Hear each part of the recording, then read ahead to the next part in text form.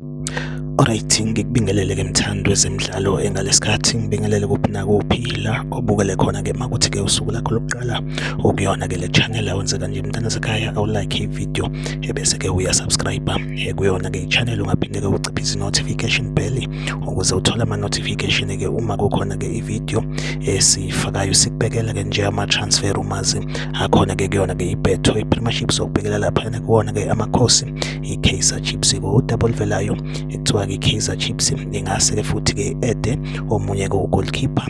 laphana-ke kuyona-ke i-goalkeeping department-ke kuthiwa i-Kaizer Chiefs ingase-ke isayine u-goalkeeper from laphana-ke i-Royal AM laphana-ke uXolani Ngcobo impela-ke uXolani Ngcobo engase-ke agijime kuwona-ke amakhosi